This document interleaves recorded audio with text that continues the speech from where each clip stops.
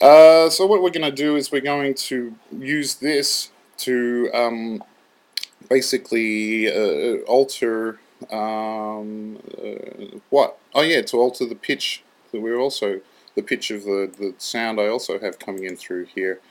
So what we're going to do is use this sound running through something called uh, a gadget, which is built into as one of the things that you can find to build into the thing called PFFT, which is the Fourier, like easy Fourier transform action. And again, if we just type PFFT into a new object, we'll get another error message in the Max window saying requires patcher name and argument. Alright, well I'm pretty sure that the name of the name of the object that I want to load into the PFFT is called gadget. Um, we're also going to want to type a couple more things like the size of the FFT. Again, 4096 is a huge window, so we'll get really high frequency resolution. And we'll also, to make the latency a little lower, we could make the number of overlaps on that FFT much higher, like 8. 2 is kind of minimal. 8, we could make it 16. We could make it whatever we wanted. Depending on how much processor we had. And since we typed this in, this is loaded something called gadget, which resides somewhere in the depths of Max's maxiness. And you'll see this is already an external. This is already a patch that somebody put together to demonstrate the use of the gizmo object, which runs inside the PFFT. We can see, if we look here closely, that we've got our FFT in. That's going to be where our audio comes in, our first inlet, and then the second inlet, inlet 2, is going to be other messages, and I guess we can somehow figure out that transposition ratio is what we're interested in putting into this inlet number 2. Alright, so transposition ratio, think about that. So the higher it goes, the higher the pitch. Well, okay, so let's just stick a float into that inlet there and see what comes out. Of course, I'm going to get a huge amount of feedback as soon as I put a DAC on this thing, but anyway, you can deal with that. That's feedback for you. There's the transposition ratio 1, should be unchanged. And going up. And then I guess 2 is twice the pitch. Twice the pitch, that's me feeding back on twice the pitch. And there's me at half the pitch. So half the pitch, and because the feedback is going back into this thing, it's continually transposing that down. Not a bad sound, actually, from some kind of, perverse way. Alright, so let's just turn that off. So we're going to be interested in using this value here somehow to change this transposition ratio. What I'm going to use is a MIDI keyboard, and since I don't really have, well actually I do have a MIDI keyboard right here. So I'm going to use that note slider, which looks like this, or keyboard slider, sorry.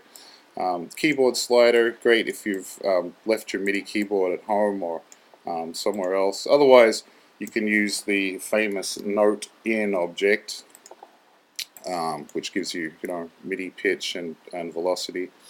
And we can see if our MIDI keyboard's working just by plugging that in. Awesome.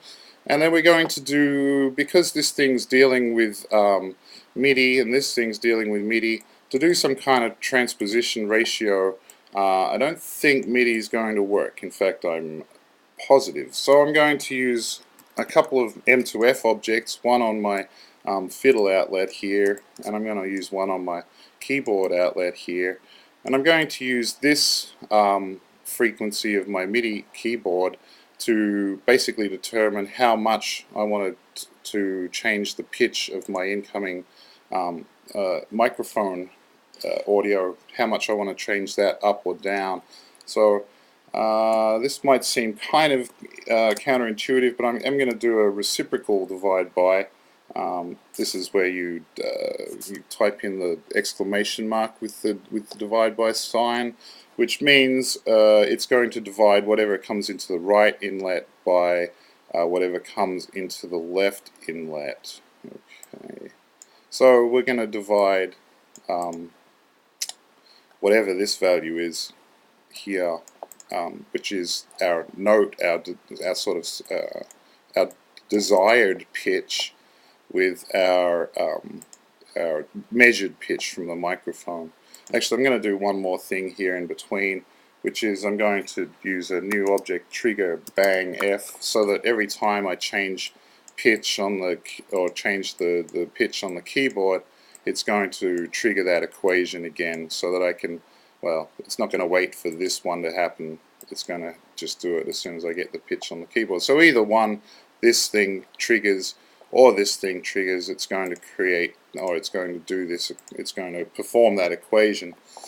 And then the last thing I need to do is just to stick this in here as our transposition ratio. And if I turn this thing on, I can probably play notes on my keyboard and do something fancy. Alright.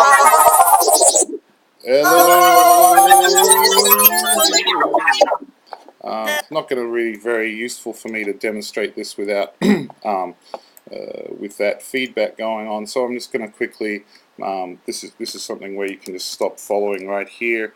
I'm going to create an object, make an SF play. I'm going to open a sound file that I made like 10 minutes ago, and I'm going to use a toggle to play it back and all that good stuff. Alright, so we get rid of I'm going to get rid of mine, but don't get rid of that for yourself, because then you can't play anymore.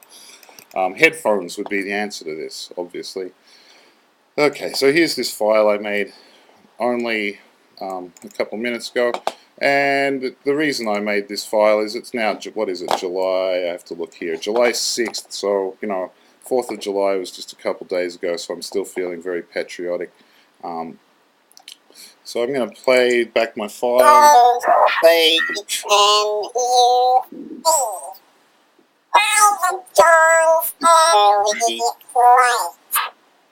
Not so proudly we stare at the twilight was gleaming, whose broad stripe and bright star through the perilous heights of the rampart we watched was so gallantly gleaming.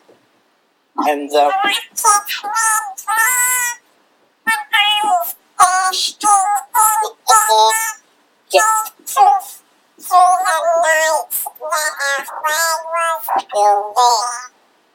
Those angels that star-spangled it was over the land was left free, and my